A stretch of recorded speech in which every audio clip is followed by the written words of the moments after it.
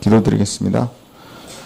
여호와여, 연락하시는 때에 나는 기도하오니 하나님이여, 많은 인자와 구원의 진리로 내게 응답하소서. 주님, 저희에게 안식과 평안을 오늘도 허락하여 주셔서 감사를 드립니다. 주님의 안식 가운데 더욱 평안을 누리게 하시고 주님의 사랑 가운데 더욱 기쁨을 누리게 하여 주셔서 감사를 드립니다. 세상의 모든 부귀와 영화도 주의 안에 있으며 세상의 모든 아픔과 슬픔도 주님의 허락하에 있음을 기억합니다. 부와 귀가 주님께로부터 오며 고난과 어려움도 주님이 항상 통치하고 계심을 인하여 감사를 드립니다. 주님, 지난 한 주도 저의 연약함을 통해 주님을 잊어버리고 살 때가 많았던 자들입니다. 주님이 예표하신, 주님이 준비하신 성막에 살기보다는 이방의 신당을 좋아하고 기뻐하였던 저의 연약함을 봅니다. 말과 행실에 있어서도 하나님을 의식하기보다는 세상을 의식하며 살았던 저의 완악함을 용서하여 주시옵소서. 다시 주님의 제단 앞에 나아오니 주님, 저희의 허물을 용서하여 주시옵고 저희가 말과 행실과 또한 마음으로 품었던 죄를 용서하여 주시옵소서. 주님, 더운 여름도 지나가고 교회에서 준비하였던 여름주일 행사들도 은혜 가운데 마칠 수 있도록 허락하여 주심을 감사드립니다. 특별히 성경학교를 통해서 우리 주일학교 친구들이 느꼈던 그 즐거움과 사랑과 화평이 그들이 나중에 자라서도 믿음 생활을 해나가는 데 있어 귀한 밑거름이 되기를 간절히 기도합니다. 주님, 이제 저희 성가교에서 10월 18일 복음 축제를 준비하려고 합니다. 마음으로 기도를 준비하게 하시고 또한 가슴속으로 품고 있었던 복음을 전할 대상들에게 다시 한번 다가갈 수 있도록 저희가 기도하게 하여 주시옵소서. 목사님께서 9월 20일 총회 행사로 여러 가지 준비해야 하실 일들이 많이 있습니다. 영육간의 강건함으로 준비하게 하시고 또한 지치지 않도록 하여 주시옵소서. 종회에서 논의되는 일들이 주님이 기뻐하시는 일들이 되게 하여 주시옵소서. 주님, 저희 교회에 나이 많으신 권사님들의 건강을 더욱 붙잡아 주시기를 기도합니다. 세월이 갈수록 육신이 쇠하여지나 영적으로는 더욱 강건할 수 있도록 하여 주시옵소서. 또한 기도 제목이 많이 필요한 저희 청년들과 입시를 준비하는 친구들, 또한 학업에 더욱 전념하여 하는 우리 중고등부 친구들에게도 지혜를 허락하시고 육적으로도 지치지 않도록 강건함을 주시기를 간구합니다. 오늘 예배 가운데 주님 함께 하시고 말씀 가운데 평안함이 있게 하여 주시옵소서. 모든 것 감사드리며 사랑 많으신 예수님의 이름으로 기도합니다. 아멘.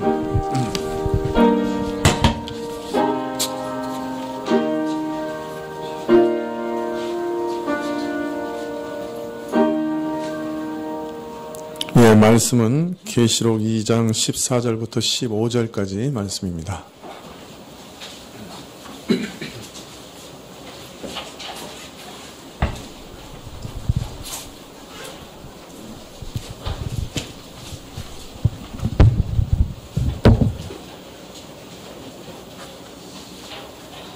예, 계시록 2장 14절과 15절. 예. 교동하시죠. 그러나 내게 두어 가지 책망할 것이 있나니 거기 내게 발람의 교훈을 지키는 자들이 있도다. 발람이 발락을 가르쳐 이스라엘 앞에 올무를 놓아 우상의 제물을 먹게 하였고 또 행음하게 하였느니라.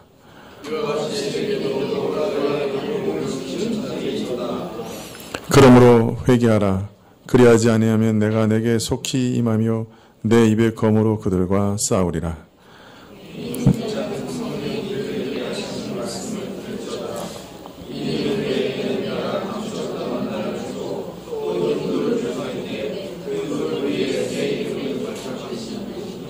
받는 자 밖에는 그 이름을 알 사람이 없느니라. 예, 지난주에 마귀가 이 세상에서 교회를 공격하는 두 가지 방식에 대해서 말씀을 드렸습니다. 하나는 보통 이제 폭력적인 방식을 통해서 위협하여 믿음을 부인하게 만드는 것이고, 또 하나는 세상의 달콤한 유혹을 통해 교회와 신자들을 세속화시키는 그런 방식이 있습니다. 그런데 문제는 이 버가모 교회는 이 두 가지 방식의 공격을 한꺼번에 받고 있었습니다. 우리가 서머나 교회 같은 경우는 이제 이런 외부적인 핍박이라고 하는 것들로 인해 교회가 매우 이렇게 궁핍해지고 또 참 찌들어지는 그런 것들을 봤습니다. 그러나 이제 서머나 교회 같은 경우는 이런 외부적인 핍박이 가장 큰 문제였죠. 근데 이 버가모 교회 같은 경우는 이 두 가지 방식의 공격을 한꺼번에 받고 있었던 것입니다. 그런데 버가모 교회는 사단의 이렇게 폭력적인 위협 앞에서는 매우 의연하게 대처를 했습니다. 13절에 내가 어디 사는 것을 내가 아노니 거기는 사단의 위가 있는 데라 내가 내 이름을 굳게 잡아서 내 충성된 증인 안디바가 너희 가운데 곧 사단이 거하는 곳에서 죽임을 당할 때에도 나를 믿는 믿음을 저버리지 아니하였도다. 안디바의 순교에 대해서 성경에 구체적으로 말씀하지 않고 있기 때문에 확인하기는 참 어렵습니다. 황제 숭배를 거부하다가 순교한 것인지, 아니면 전승회처럼 이교 신앙을 거부하다가 참 순교한 것인지, 그 순교의 원인은 잘 알 수가 없습니다. 그러나 분명한 것은 이 버가모 교회는 참으로 서머나 교회보다 훨씬 더 위협적인 핍박을 당하고 있었다는 것입니다. 서머나 교회는 장차 환란이 닥쳐 너희 중 몇 사람을 감옥에 넘겨주리라 이렇게 말씀하시지만, 버가모 교회는 이보다 더 훨씬 잔혹한 핍박이 이미 있었던 것이죠. 안디바와 같은 순교자가 생겼습니다. 자, 그러나 버가모 교회는 이런 물리적인 환란과 핍박 가운데서는 믿음을 잘 지켰다고 칭찬을 받고 있습니다. 노골적인 핍박, 생명을 빼앗는 이런 물리적인 핍박의 시험은 이 교회가 잘 이겨낸 것이죠. 안디바가 순교하는 것을 눈으로 목격하고서도 버가모 교회는 뒤로 물러간 것이 아니라 더욱 흔들림 없이 믿음을 굳게 붙잡았습니다. 뭐 조금이야 차이가 있겠지요. 내가 칼에 죽는 것하고 그 죽임을 당하는 것을 지켜보는 것하고는 어느 정도 차이가 있겠습니다만은, 그러나 사실 실제적인 차이가 있겠습니까? 언제 나도 저런 일이 나한테도 일어날지 모른다. 언제 나도 저렇게 당할지 모른다 하는 위협 속에서 그럼에도 믿음이 흔들리지 않았다고 하는 것은, 아마 동일한 믿음이 없으면, 동일한 순교적인 믿음이 없으면 견디기가 어려웠을 겁니다. 나도 참으로 하나님 앞에서 목숨을 내어놓는 그런 믿음이 없다고 하면 두려워서 다 뒤로 물러갔겠지요. 자, 그런데 오늘 말씀해 보면 이 죽음의 위협 앞에서도 믿음을 지켜낸 이 대단한 교회가 책망할 것이 아예 없었던 것은 아니었습니다. 14절에 보면 그러나 내게 두어 가지 책망할 것이 있나니 거기 내게 발람의 교훈을 지키는 자들이 있도다. 발람이 발락을 가르쳐 이스라엘 앞에 올무를 놓아 우상의 제물을 먹게 하였고 또 행음하게 하였느니라. 이와 같이 내게도 니골라당의 교훈을 지키는 자들이 있도다. 우리말에는 두어 가지 책망할 것이 있다고 해서, 보통 두어 가지면 몇 가지라는 얘기죠? 두 가지나 세 가지. 그래서 보통 뭐 한 두 가지 정도 죄가 있나. 그래서 또 어떤 면에서는 발람의 교훈을 따르는 것과 니골라당의 교훈을 따르는 뭐 두 가지인가. 뭐 이렇게 오해하기 쉬운데요. 원어는 두어 가지라고 번역하기는 좀 그렇습니다. A few things. 그러면 어떻게 되죠? 몇 가지 사소한 그죠? 그렇게 번역하면 되나요? 몇 가지 사소한 잘못이 있다. 몇 가지 사소한 책망받을 일이 있다. 그렇게 얘기하신 거죠. 그러니까 소소한 몇 가지가 있다 이런 뜻인데요. 참 어떤 면에서는 내가 저렇게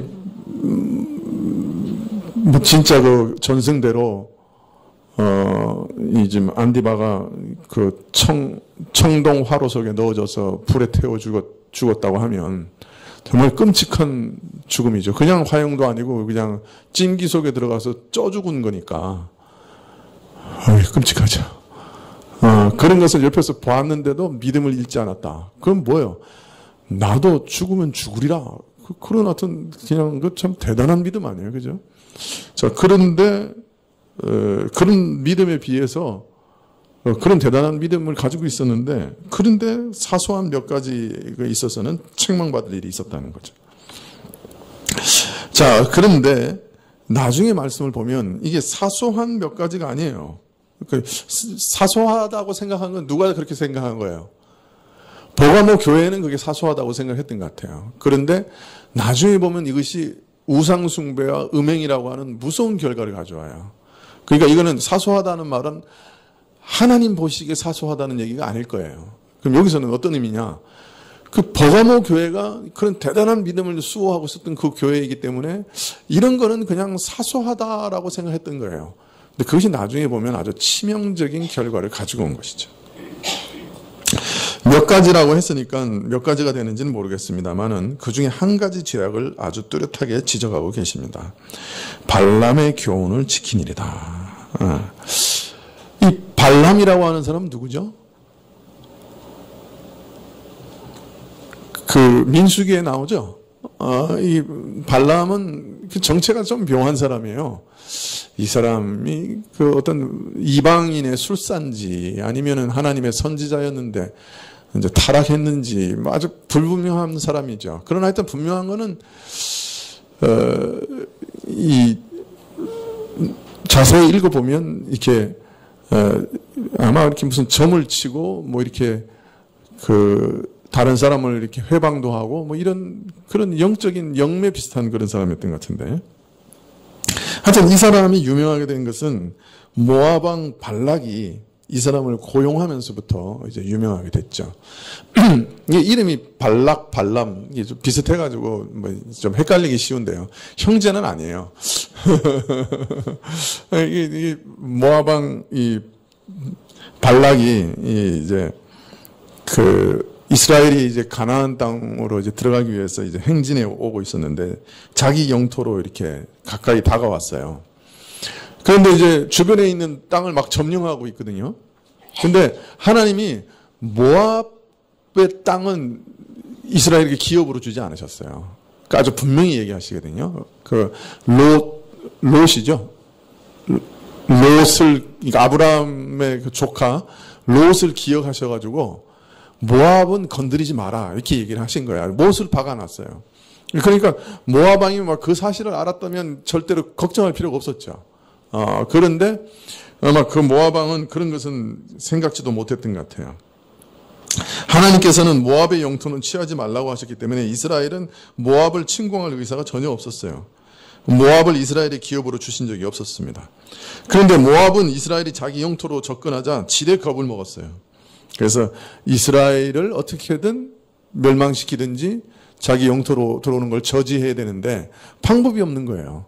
자기보다 더 강한 나라들이 다 이스라엘에게 지금 막 점령당하고 있는 상황이니까, 자, 그러면 군사적으로는 어떻게 할 도리가 없다. 그럼 어떻게 하면 좋냐. 그래서 모압 왕은 어떤 방법을 택했냐면, 이거 물리적으로나 군사적으로는 상대할 대상이 안 되니까 영적인 방식으로 이거 좀 상대를 해보자. 그래가지고 발람이라고 하는 술사를 고용했어요. 저주를 하기 위해서 발람이라는 술사를 고용하죠. 뭐 현대도 이런 일들이 없는 건 아닌 것 같아요. 제가 지난번에 얘기했잖아요. 그 회교의 그 뭐라 그래, 이맘이 부적 같은 것도 이렇게 써주는데, 지난번에 만났던 그 운전기사가 그 이맘이 무슨 부적을 써줬다고요? 그 자기가 데이트하는 여자 집안에서 돈을 들여가지고 이 남자를 저주하는 그 부적을 샀대잖아요. 그래가지고 그때부터 자기가 잠이 안 온다고 우리한테 기도 부탁을 했었거든요. 그러니까 이 회교 같은데도 이렇게 저주하는 그 부적을 이맘이 만들어서 팔고 그러는 것 같아요.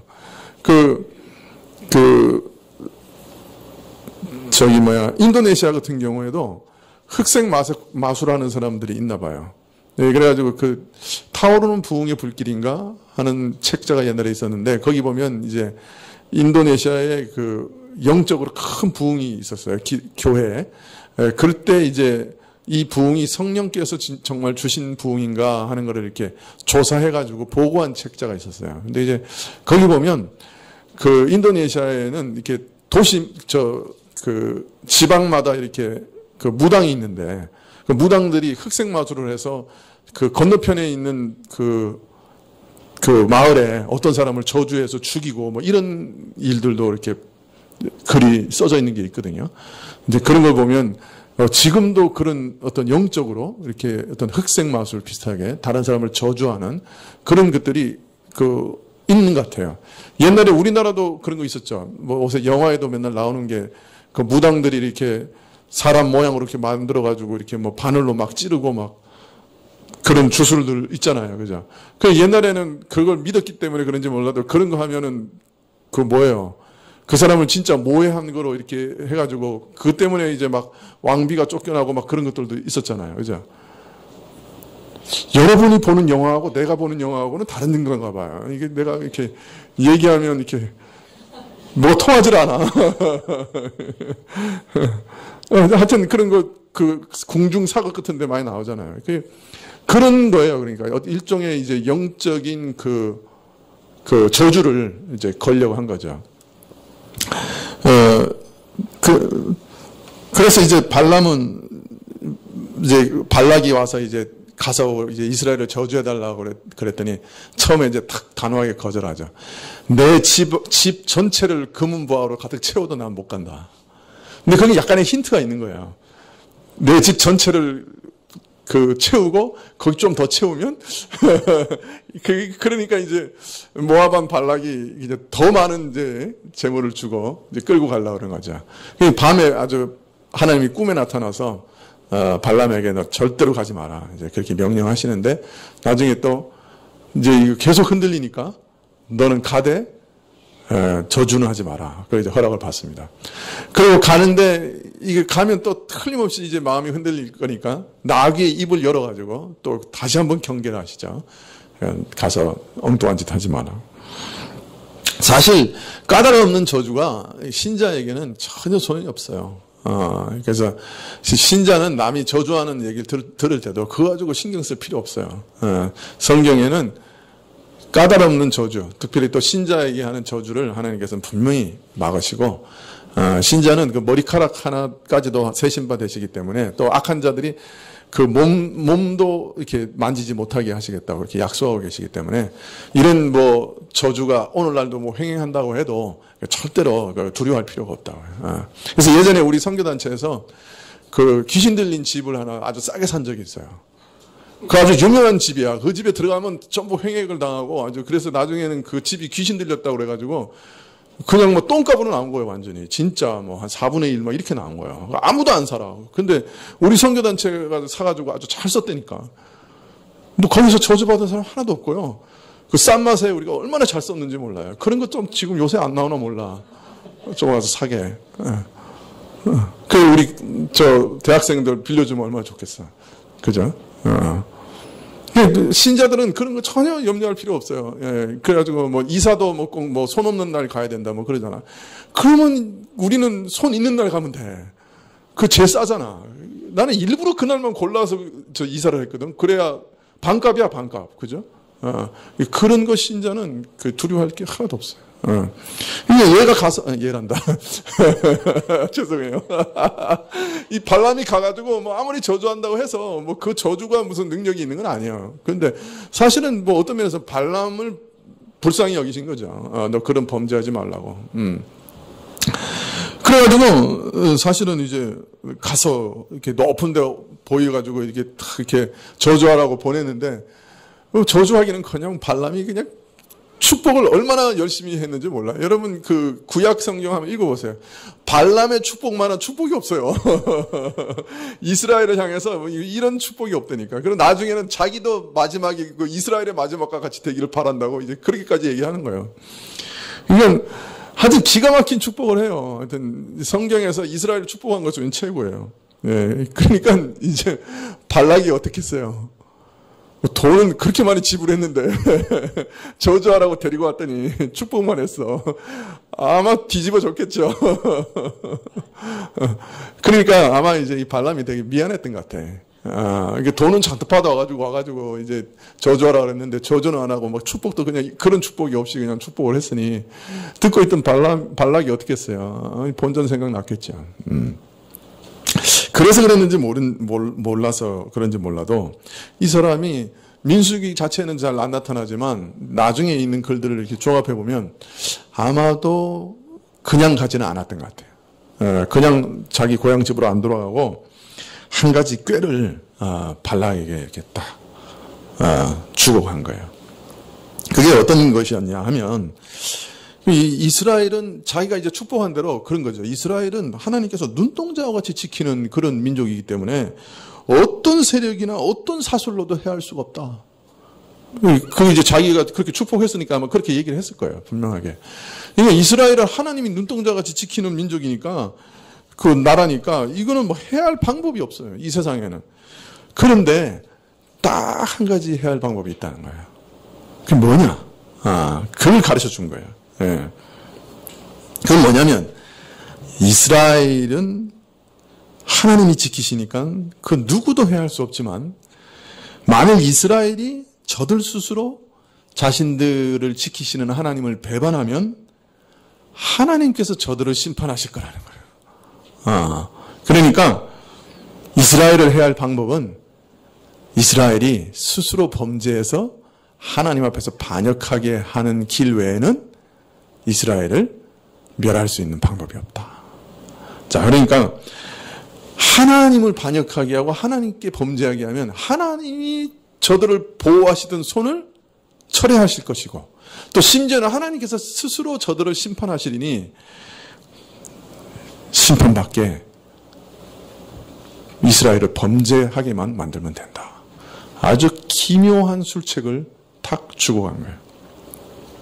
모압 왕이 그 술책을 딱 받아들여가지고 어떻게 했어요?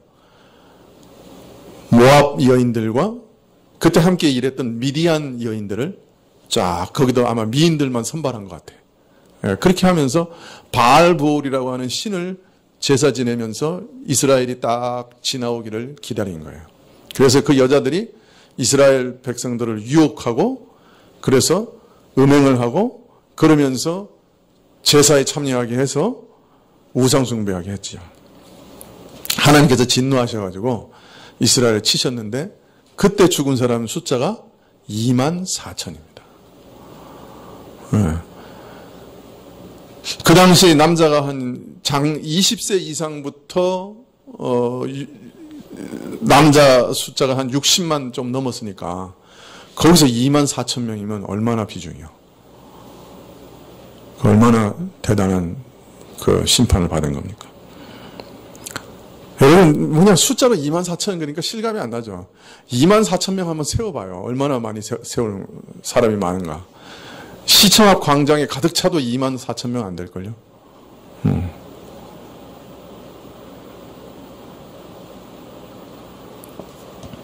여러분 여기서 우리가 한 가지 교훈을 받을 것은 우리 신자들도 다 마찬가지예요. 우리 신자들도요. 하나님께서 눈동자와 같이 지키시는 자들이에요. 악한 자들이 우리 머리카락 하나도 상하게 할 수 없어요.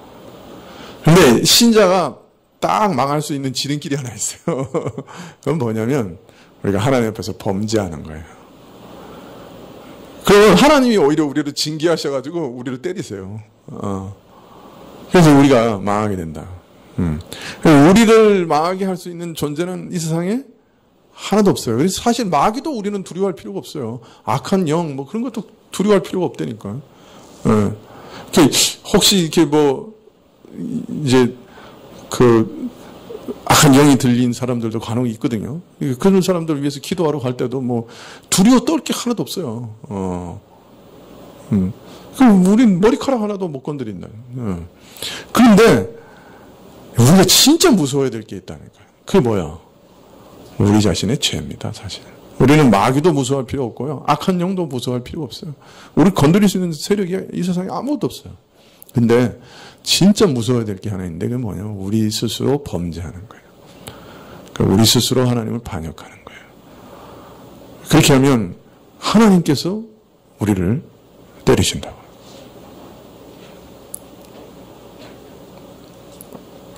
맞아본 사람은 알아요. 뼈가 부러집니다. 그거는 꼭 경험 안 해봐도 됩니다. 맞아봐야 맛을 알 필요 없습니다. 안 맞아봐도 성경에 기록하고 계시잖아요. 그러니까 우리 신자가 진짜 무서워할 건 뭐라고요? 우리 자신의 죄입니다. 다른 거는 무서워할 게 하나도 없습니다.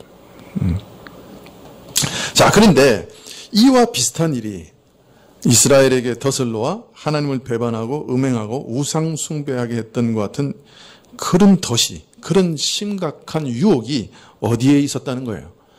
버가모 교회 안에 있었다는 겁니다.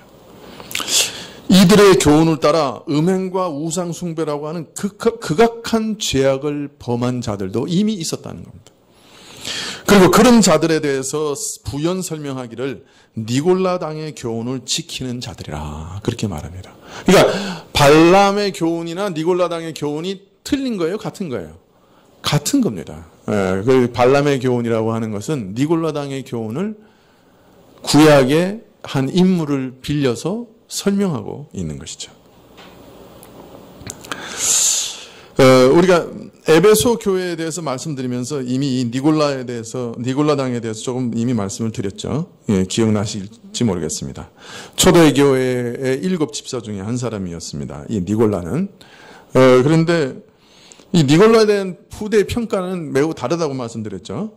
어떤 사람은 니골라를 아주 엄중하게 정죄하는 글을 남기는 사람들이 있는가 하면 알렉산드리아의 클레멘트 같은 사람은 니골라에 대해서 매우 동정적이라서 니골라는 원래 거룩한 사람이었는데 니골라를 따르는 사람들이 그의 교훈을 오해했다. 그렇게 말하는 사람이 있습니다. 그런데 오늘 말씀을 보면 이 니골라당의 가르침을 구약의 발람이 이스라엘을 범죄케 한 그 악한 꾀로 설명하고 계십니다. 그 구체적인 내용을 밝히시는 대신에 구약의 인물을 예로 들어서 그 성격을 간접적으로 알리고 계시는 거죠. 이 니골라당은 하여튼 그 평가가 어떠하든지 간에 오늘 말씀해 보면 분명 교회에서 발람과 같이 우상숭배를 교묘하게 용인하고 음행을 조장하는 악한 교훈을 퍼뜨리는 자들이라 하는 것은 틀림이 없습니다. 니골라 자신이 어떠했든지 간에 니골라를 따르던 사람들은 이런 악한 교훈을 교회에다가 퍼뜨렸던 것이죠. 어떤 분들은, 상당히 많은 주석가들은 이러한 일들이 아마도 버가모의 상공인들이 모여서 만든 어떤 길드와 관계가 있지 않나. 길드라고 하는 것은 이제 중세 용어인데요. 이게 동종조합이죠. 동종조합인데, 여기서 말하는 우상 제물을 먹는 죄, 이런 것은 이 길드의 특수한 관행과 관련이 있지 않았는가, 그렇게 짐작을 하고 있습니다. 일반적으로 이 불안한 그런 일들, 그런 직종일수록 종사자들 간의 결속력이 대단하죠.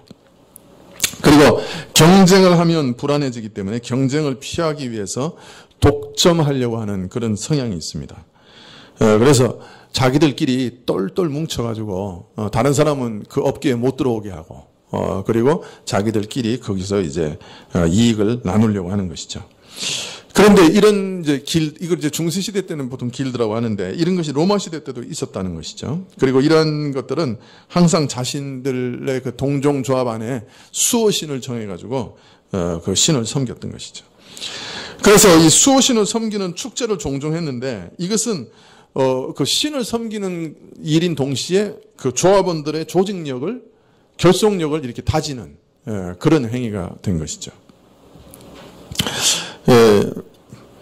요새는 사업하려고 하면 뭐 못하면 사업을 못합니까? 예? 이 골프를 못 치면 사업을 못해요. 아세요? 우리는 사업하는 분이 별로 없어서. 그 골프를 치러 나가는 거는 운동을 하러 가는 동시에, 그러나 그건 뭐예요?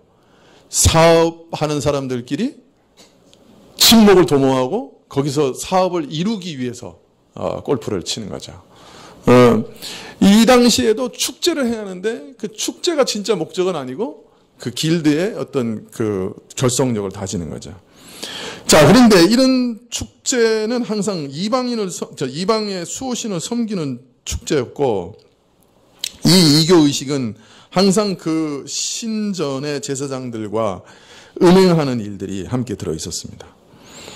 자, 길드의 결속력을 다지는 이런 축제를 행하는 곳에서 이런 이교 의식 앞에서 예수님을 믿는다고 그것을 거부하는 것은 사실은 경제적으로 사형 선고를 받는 것과 똑같죠. 666의 표를 받지 않으면 사고 팔지 못하게 했다. 이런 일들과 관계 있을지 모릅니다. 요새 이게 자꾸 666 때문에 난린데, 뭐, 바코드니 뭐니, 뭐, 이러면서, 여러분, 두려워하지 마세요. 그런 거 아니니까.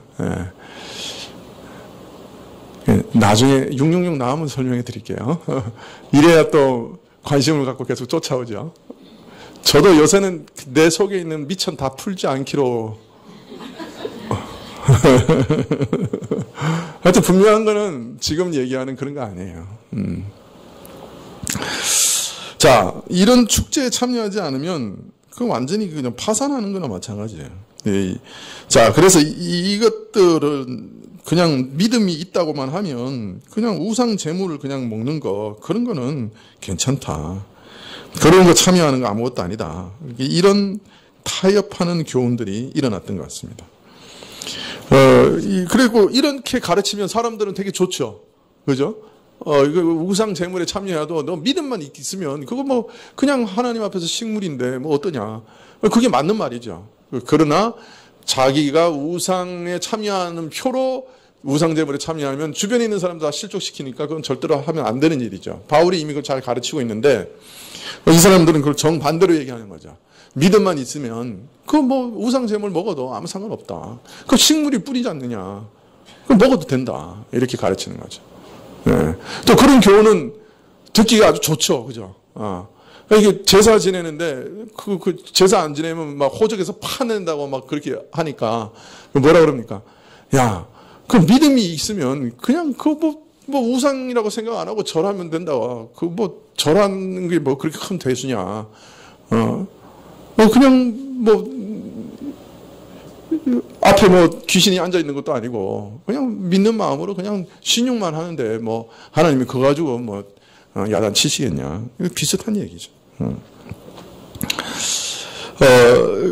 그리고 가서 우상 제물을 먹고 취하고 놀다가 점점 더 깊이 들어가서 음행에 참여하는 자들도 생겨났을 겁니다. 그리고 이런 일들을 용인하는 교훈이야말로 바로 발람의 꾀같이 믿는 자들을 참으로 올무에 빠지게 하는 그런 교훈인 것이죠. 지금도 직장인들이 흔히 겪는 일입니다만은 창업을 하거나 새 일을 시작할 때 상사가 돼지머리 갖다 놓고 고사 지내는데 신자들은 어떻게 해야 됩니까? 참 얼마나 그 입장이 난처합니까? 참여할 수도 없고 안 참여할 수도 없고 돼지 입에다가 10,000원짜리를 쑤셔놓고 절은 안 해도 되는 건지 10,000원짜리만 쑤셔놓고 그냥 나오면 되는 건지 마음에서 계속 갈등이 일어나는 거죠. 첫날부터 상사에게 찍히는 게 이게 잘하는 짓이냐.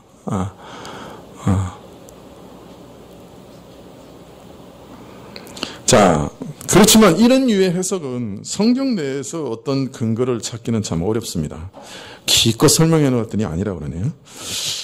성경이 이것이냐 아니냐 하고 그 이유와 원인을 구체적으로 밝히지 않고 있기 때문에 이런 일들을 지금 말씀하고 있는 것인지 확실하게 말씀하기는 어렵습니다. 지금 예수님께서 수없는 교회 중에 특히 7교회를 선택하셔서 어떤 면에서는 예를 들어 말씀하시고 버가모 교회에 말씀하시면서 교회의 구체적인 사정은 드러내시지 않고 구약의 발람이라는 인물을 예로 들어 그 성격을 간접적으로 알리시고 있습니다. 이런 화법은 어떤 면에서는 매우 깊은 뜻을 가지고 있다고 할 수 있습니다.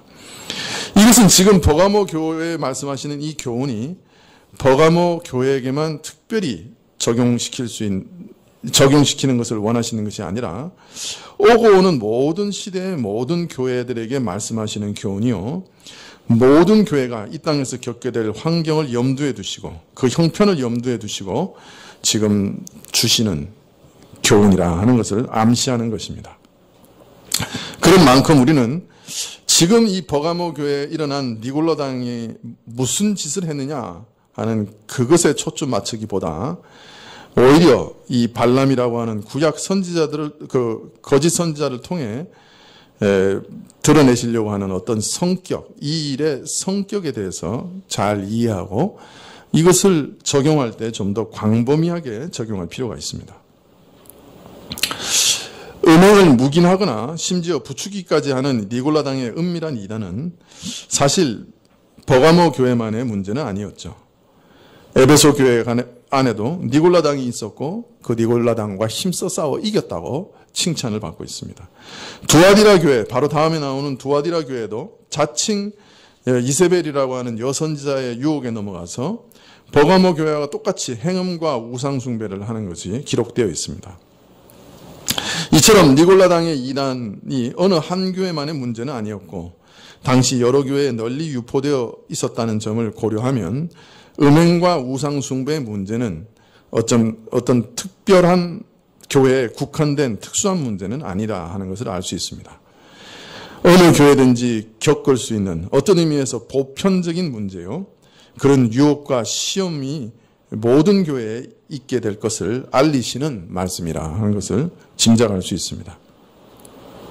그러므로 오늘 언급된 음행과 우상 숭배는 특별히 발람의 교훈으로 대표되고 있는 이 일은 어떤 특정 이교 의식과 관련된 그것만을 말하고자 한다기보다 광범위한 차원에서 세상의 가르침과 사상과 종교를 받아들이는 그런 세속화의 한 대표적인 예로서 언급하고 있다고 보는 것이 옳을 겁니다. 니골라당의 가르침이 구체적으로 어떤 것이든지 간에 넓게 보면 세상 어느 곳에서든지 어느 사회든지 어느 시대든지 그 모양이 바뀌어 나타나지만 온갖 유혹과 우상 숭배의 미혹이 교회에는 있어 왔습니다. 그리고 사실 그 본질은 결국은 세상을 받아들이는 것이고 세상의 관행을 쫓는 세속화의 한 형태이라고 하는 것을 알 수 있습니다. 설사 상공 조직의 특유의 든든한 결속력과 각 조직마다 섬기는 특정 우상 숭배를 염두에 두고 말했다 해도 결국은 세상의 위협이나 유혹에 져서 세상을 교회 안에 받아들이는 것이라는 점에서는 본질적으로 다른 것이 없는 것이죠.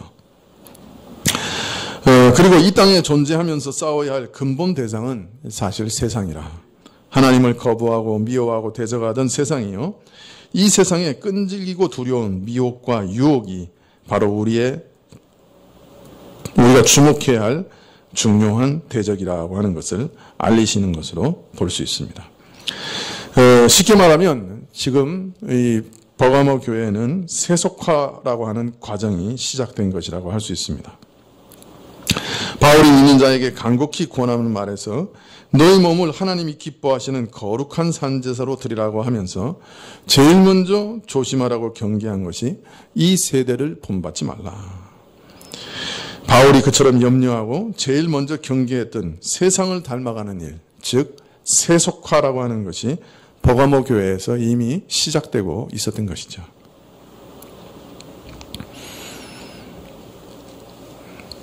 참 아이러니하죠. 죽으면 죽으리라. 참 그런 대단한 믿음을 가진 교회였습니다. 순교자가 발생해도 흔들리지 않는 믿음을 가졌죠. 그런데 뒷문을 열었습니다. 세상을 은근히 받아들였어요.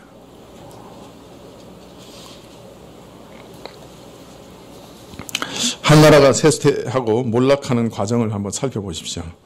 로마 제국이 멸망하는 과정을 한번 살펴보십시오. 예외 없이 폭력과 성적 문란과 타락이 거기 등장합니다.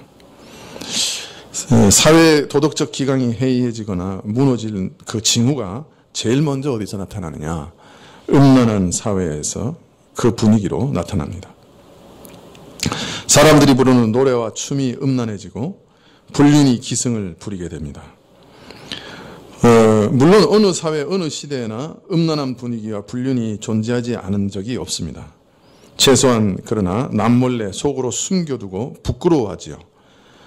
그러나 사회 기강이 무너지면 마지막 남은 염치와 체면도 내던져버리고 아예 노골적으로 드러냅니다.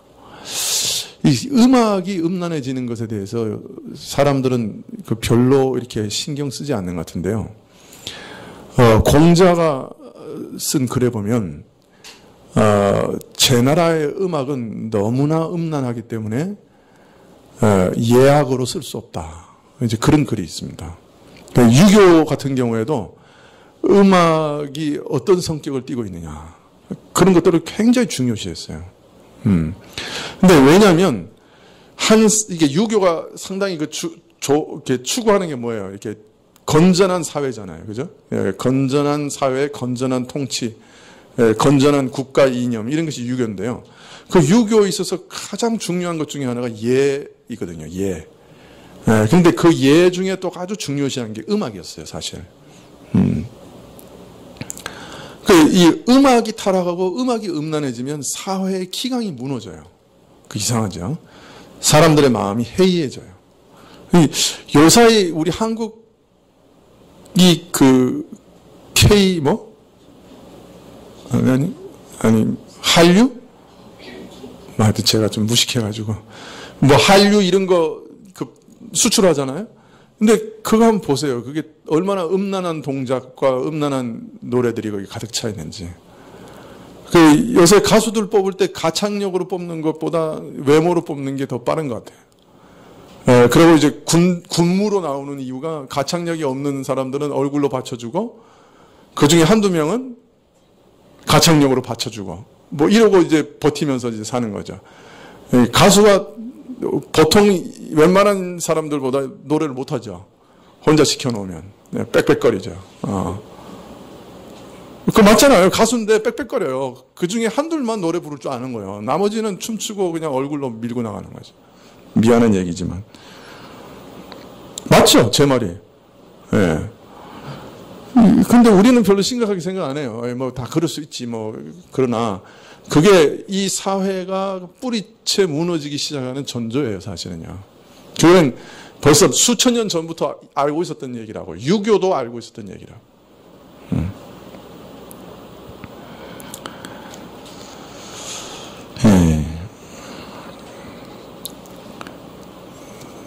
사실 세상이 가장 추구하는 욕망이 결국은 성적인 것과 관련된 것이 많죠. 사람을 가장 강력하게 사로잡는 욕망이 결국 성적인 욕망입니다. 그러므로 어마어마한 돈과 시간과 노력을 이 욕망을 채우고 또 자극하는 일에 쏟아붓고 있습니다. 현대사회만큼 이것이 강력한 사회는 지금 없죠. 아름다움이라고 하는 미명하에 이성의 시선을 끌기 위해 돈을 물붓듯이 쏟고 있습니다. 심지어는 요새 목숨을 걸죠. 얼굴 성형하는데 수술 한번 하는 거 완전 마취하고 그 얼마나 힘들어요. 한번 수술해 보신 분들은 알잖아요. 그런 걸 20번씩 하는 분들이 있다잖아요. 그 목숨 걸고 하는 거죠. 참 심각해요. 우리 아들, 딸 중에 이제 곧 나올 건데 돈 들여가지고 성형해 달라고. 그때 어떻게 할 거야? 기도하면서 심각하게 생각해 보세요. 어떻게 할 건지. 아니, 근데 이거에 지금 목숨을 건다니까요. 그냥 사랑의 달콤함과 쾌락을 미명으로 도덕과 윤리와 재물과 지위를 아낌없이 버립니다. 안정된 사회에서는 잠시 사회 기강과 윤리라고 하는 것이 억누르고 있지만 사실 이런 것은 언제든지 터져 나오죠. 기강이 조금만 해이해지면 쏟아져 나옵니다. 음악에서부터 시작해서 사회 모든 문화적인 부분에서 물밀듯이 쏟아져 나옵니다. 우리는 지금 그러한 것들을 우리 사회에서 보고 있습니다.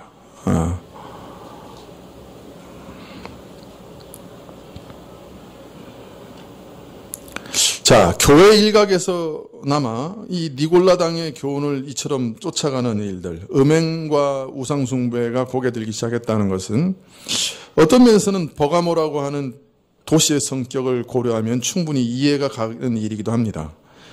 어느 도시보다 화려하고 세련되었으며 저들의 행위를 부추기거나 정당화해 줄 만한 그런 문화와 학문과 이론과 의학과 종교가 즐비한 도시였으니 겉으로 드러난 세련된 아름다운 이면에 숨긴 죄악을 간파하기가 어려웠고 오히려 쉽게 속아 넘어갈 만하였죠. 속은 어떻든지 간에 겉은 깨끗하고 아름답게 꾸며 놓았으니 속기가 쉬웠던 것이죠. 화려하고 세련된 문화의 도시. 요새 같으면 파리? 예. 그 정도 될 거예요, 이 버가모가. 예. 파리로 돌아가는 사람한테는, 참, 문화의 도시죠. 그죠? 도서관에 20만 권이나 되는 양피지로 된 장소를 가지고 있었어요. 예. 지식을 추구하는 도시죠. 심오한 학문의 도시요, 철학의 도시요, 예술의 도시요, 의학의 도시요. 또 종교심이 특출해서, 예, 참 많은 이방신전이 있었던 도시입니다. 버가모를 가리켜 사단의 왕좌가 있는 곳이다. 사단의 통치 보좌가 있는 곳이다. 이렇게 말씀하신 것은 바로 이런 도시의 분위기, 영적인 분위기를 말씀하시는 것이죠. 이런 세속화의 위험이 그 어느 곳보다 크고 심각한 곳, 그곳에 버가모 교회가 자리 잡고 있었습니다. 그리고 어느 사이에 이 세속화의 뒷문을 열어주고 있었던 것이죠. 화려한 도시일수록 그 이면은 더욱 어둡습니다. 지난 시간에도 말씀드렸지만 요즘도 조금도 다르지 않습니다. 도시의 규모가 크고 전면에 드러난 모습이 화려하면 화려할수록 도시의 뒷골목은 참으로 어둡습니다.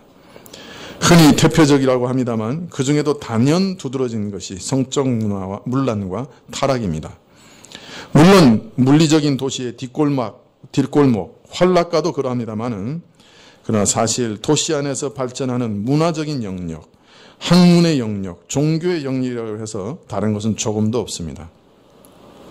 겉으로 드러나는 세련되고 아름다운 모습, 고성하고 심오한 겉면을 들추어 보면 학문과 종교라고 하는 것도 결코 사람을 깨끗하게 하는 것이 아님을 알 수 있습니다. 학문이나 종교라고 하는 것들, 특별히 예술이라고 하는 것들, 죄를 억제하거나 죄와 싸우는 데는 아무짝에도 소용이 없습니다. 아니, 더욱 간교하게 무섭게 사람을 타락시키는 것을 볼 수 있습니다. 제가 어릴 때 읽은 위인전에는 그 예술가들의 인생이 참 찬란하고 아름다웠어요. 그때 그만 읽었어야 되는 건데 나중에 진짜 그 사람들의 인생을 적은 전기를 읽어보니 이렇게 한심한 사람들이 없어요.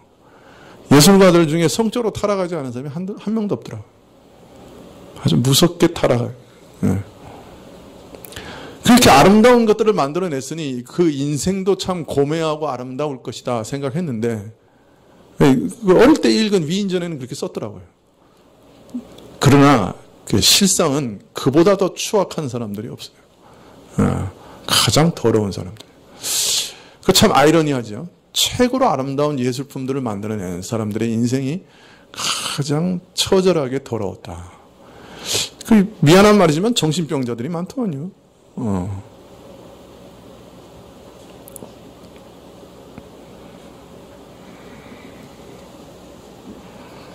아름다운 음악을 만들어내는 사람이니까 인생도 아름다울 것이다. 아니, 전혀 그렇지 않아요. 위인전으로 그쳤어야 했어요.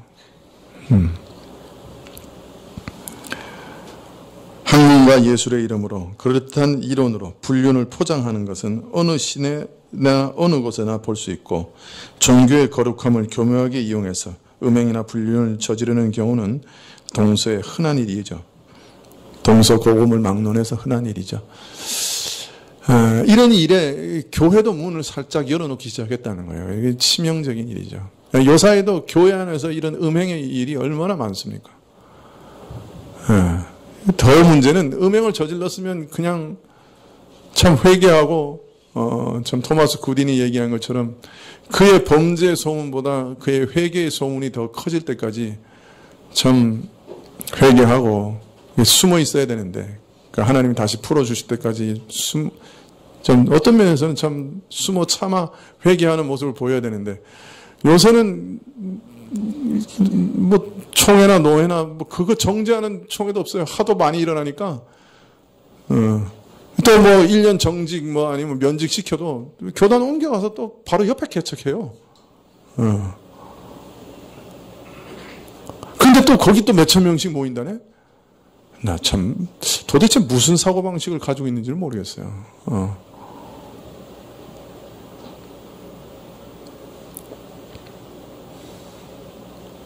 낙타 무릎이 될 때까지 자기는 기도한다고 그렇게 외칠 때 좀 조심했어야 되는데, 무슨 말인지 잘 모르죠.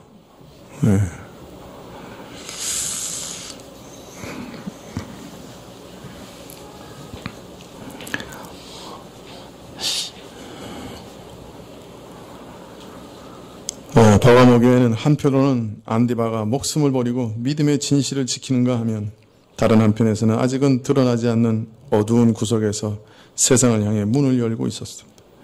세상의 손짓에 따라 세상이 기뻐하고 좋은 것들을 받아들이기 시작했습니다. 교회라고 해서, 신자라고 해서 꼭 수도승처럼 살라는 법이 있느냐? 이 즐겁고 좋은 세상 조금 즐기는 것이 뭐 나쁘냐? 세상과 타협하고 받아들이기 시작한 것이죠. 내 안에서 역사하는 부패한 육적 성품과 싸우는 일, 그것도 하루 이틀이지 그 지긋지긋한 싸움을 매일 매순간 어찌 계속할 수 있느냐? 적당히 숨통을 좀 터줘야 될 것 아니냐? 이러다가 미치고 못 살겠다. 한두 가지는 양보하자. 슬금슬금 문을 열어주는 것이죠.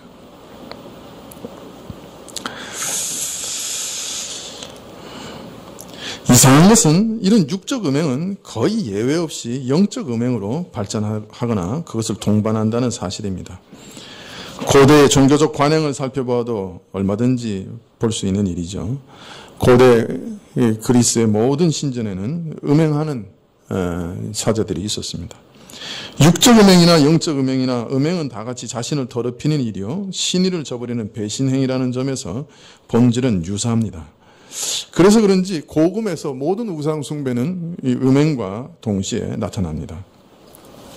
세상의 정욕과 쾌락과 즐거움을 받아들이는 이런 육적 음행이나 육적인 죄로 끝나는 것이 아니라, 이런 육적 음행은 또 반드시 하나님을 배반하고 부인하는 영적 음행과 연결됩니다.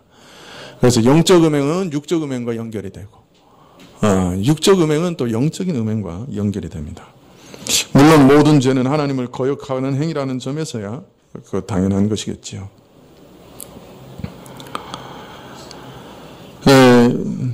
그리스도께서 내가 두 가지 책망할 것이 있다고 하신 말씀, 즉 몇 가지 사소한 일로 너를 책망할 것이 있다고 하신 말씀은 참으로 의미심장합니다.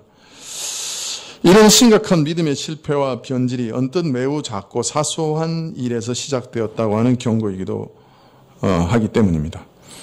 우리는 순교자를 낸 교회라, 죽기까지 주께 충성한 교회라, 이렇게 크고 대단한 일을 행한 우리니 이 정도가 무슨 문제가 되랴. 죽기를 마다하지 않고 믿음을 지키는 우리에게 이건 아무것도 아니다. 심상치 않게 여기는 바로 거기서 믿음은 변질되기 시작했습니다.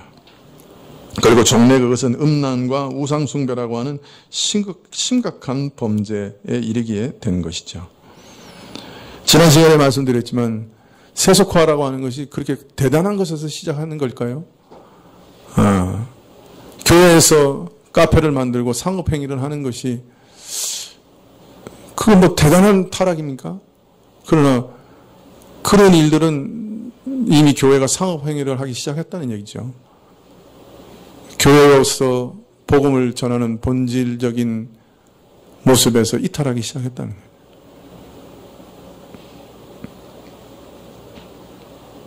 저는 그렇게 생각이 드는데 그렇지 않습니까?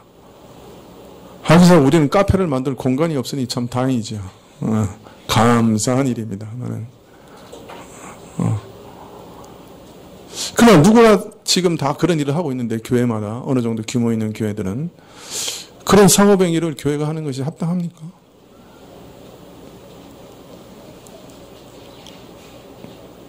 가장 기본적인 것 한번 예를 들어봅시다. 교회마다 잘 하는 게 뭐죠? 그 물건 이렇게 모아서 파는 거, 바자회. 예. 바자회 해가지고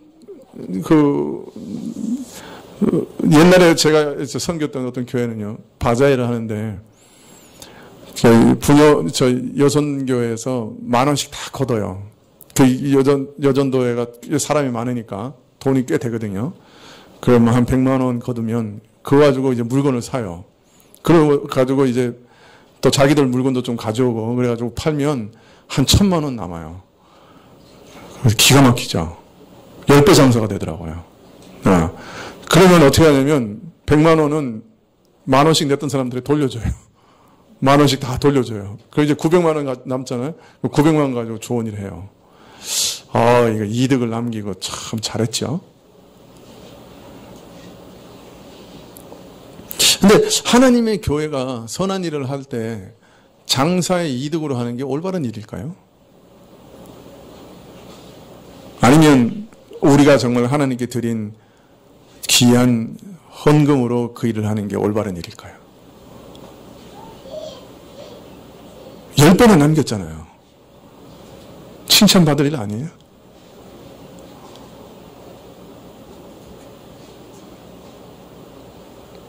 그러나 그것은 교회의 정신과는 너무나 다른 것이죠. 너희가 거저 받았으니 거저 주어라. 복음이 거저 전파되어야 되고 복음의 성격이 온전히 공짜라고 하는 것을 우리의 모든 복음 전파 행위와 모든 우리의 교회에서의 삶 속에서도 드러내라고 하신 거 아닙니까? 교회가 장사해야 됩니까? 이 요사이 제일 문제되는 것 중에 하나가 전도의 상업화예요. 어느 교회에서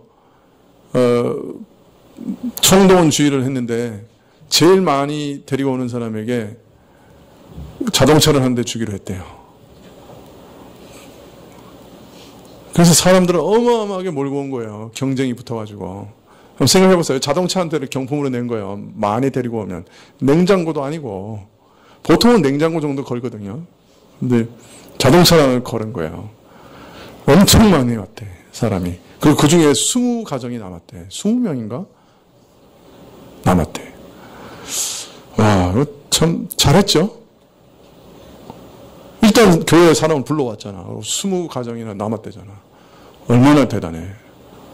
잘했죠?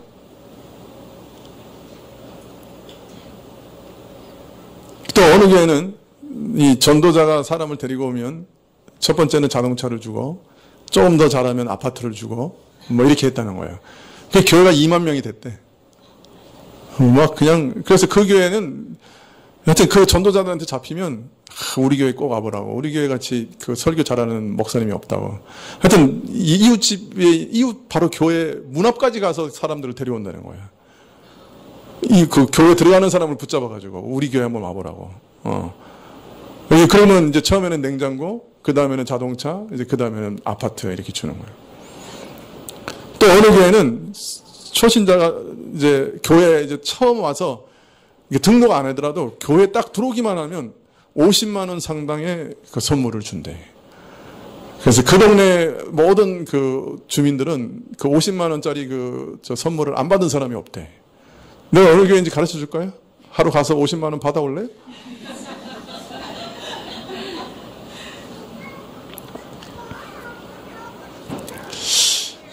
여러분, 이게 올바른 전도 방식일까요?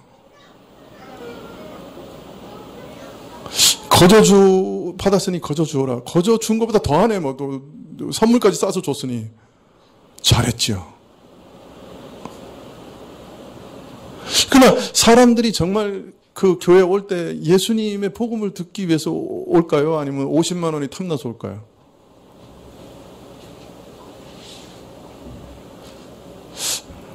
나라도 쉬는 때 한번 가고 싶은데 도대체 50만 원짜리 비밀 가르쳐주면 우리 교인들 다 그것도 한 번씩 왔다 갔다 할 것 같아서 비밀을 가르쳐줄 수가 없네. 예. 또 오늘부터 또 인터넷에 막 뒤지겠지 또.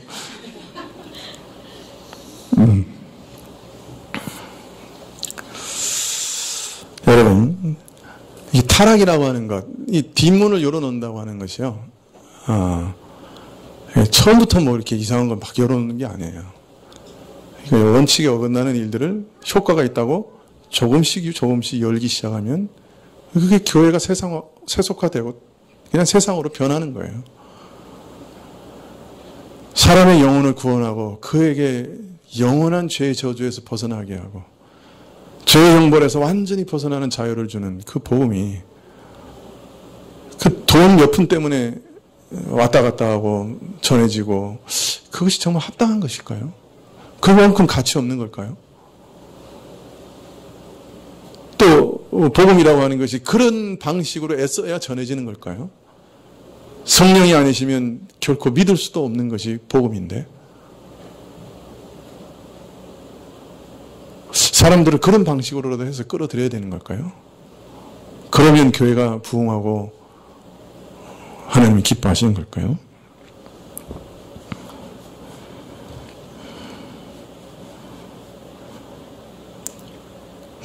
하나님께서 우리를 세상 안에 두셨습니다. 그러나 세상과 짝하고 함께 살으라고 두신 것은 아니죠. 오히려 세상과 매우 구별된 사람인 것을 우리로 드러나게 하셔서 참 어떤 면에서는 세상과 부딪히면서 세상 속에서 고통받으면서 실패하고 무너지고 그래서 매일 만신창이가 되어서 거기서 살게 하셨지만 그러나 거기서 믿음을 지키게 하시고 그런 만신창이 같은 삶도 참 가치 있는 삶이 되도록 하나님께서 만드시고 계시는 것이죠.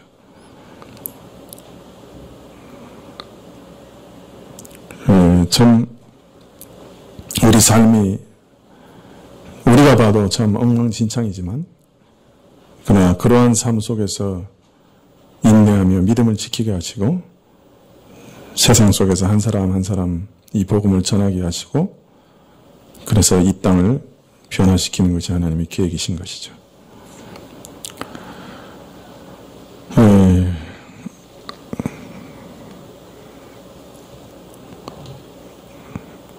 지금까지 말씀드린 것을 다 동의하실 겁니다. 그러나 세상은 이런 방식으로만 들어오는 건 아니죠. 우리의 타락한 성품, 부패한 행실, 지금까지 우리 자신도 의식하지 못하는 세속의 삶의 습관들, 이런 것들을 통해서 그저 아무 생각 없이 이게 효과적이야. 그래서 교회 안에 묻어 들어오게 되는 것들이 세상이죠. 그래서 우리는 항상 우리 자신을 잘 살펴야 합니다. 내가 세상을 교회로 끌어들이는 것은 아닌가.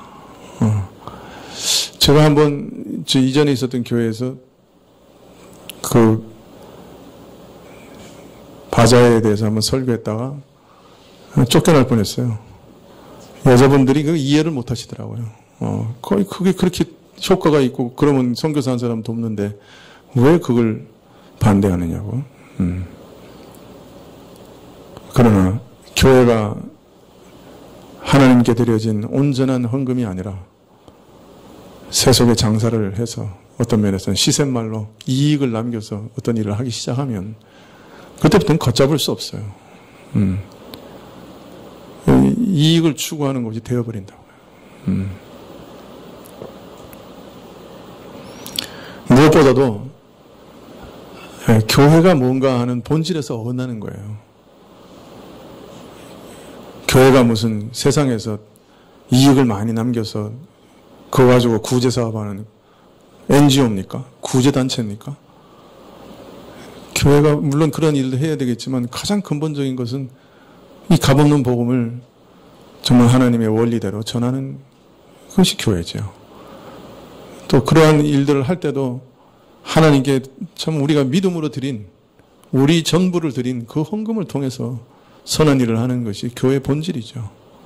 하나님 돈이 없으셔가지고 우리 보고 장사해서 이익을 남겨서 그 일을 하라고 하시겠습니까? 우리 헌금이 다 하나님께서 드시는 것도 아니잖아요. 헌금 사용하는 방식이나 그런 걸 통해서 하나님의 사랑을 전하고 우리도 하나님께 사랑을 드리고 그렇게 하기 위해서 하는 것 아닙니까?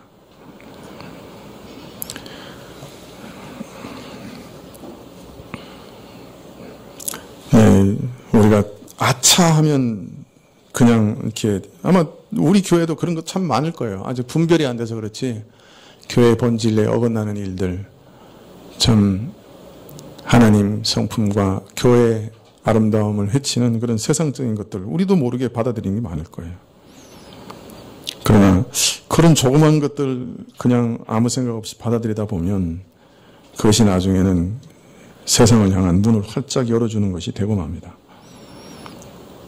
하나님을 참되게 하는 진리에서 벗어나서 거짓되고 왜곡된 하나님을 쫓게 되고 사소하게 보이지만 세상을 받아들여서 결국에는 교회로서는 도저히 용납할 수 없는 음행과 우상 숭배의 죄에 이르게 하는 것이 되는 것이죠.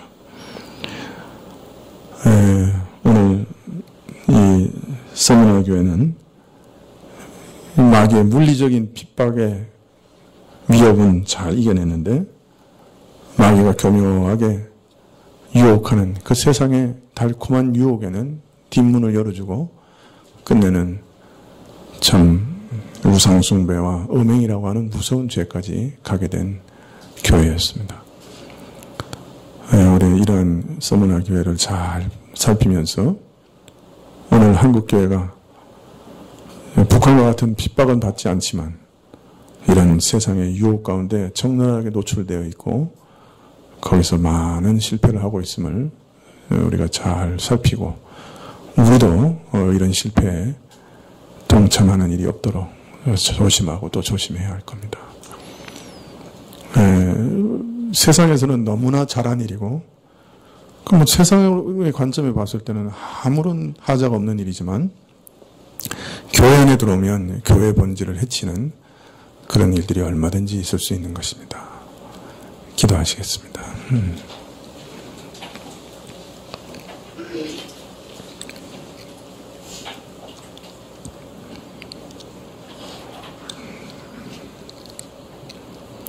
참 말씀을 전하는 자부터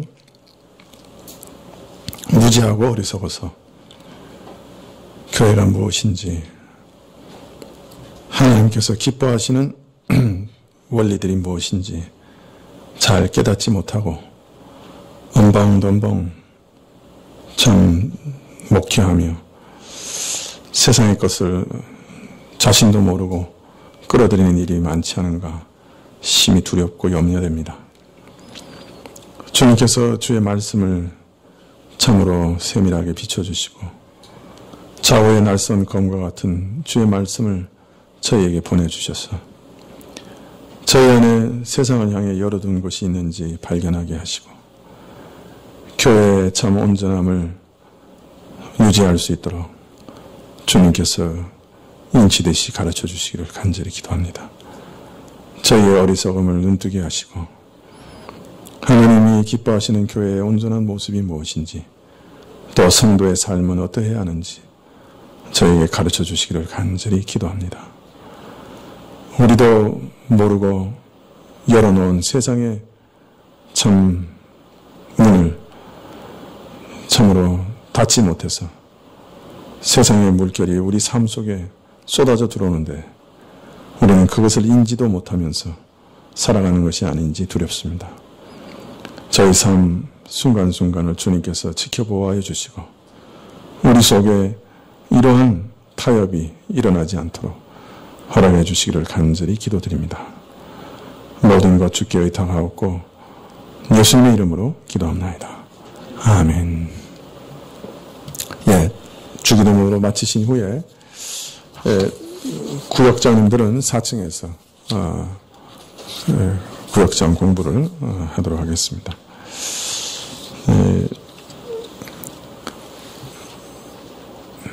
우리 교우들 중에 여러 가지 질병으로 고통당하고 있는 분들도 있고 또 여러 가지 질병을 검사하는 그런 단계에 있는 분들도 있습니다.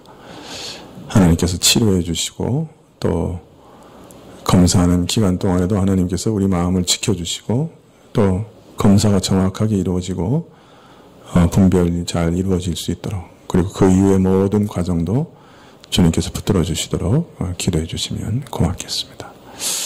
주님 가신 기도로 예배를 마치겠습니다. 하늘에 계신 우리 아버지시여 이름이 거룩히 여김을 받으시오 나라의 임하옵시며 뜻이 하늘에서 이룬 것 같이 땅에서도 이루어지이다. 오늘날 우리에게 일용할 양식을 주옵시고 우리가 우리에게 죄 지은 자를 사하여 준 것 같이 우리 죄를 사하여 주옵시고 우리를 시험에 들게 하지 마옵시고 다만 악에서 구하옵소서. 대개 나라와 권세와 영광이 아버지께 영원히 있사옵나이다. 아멘.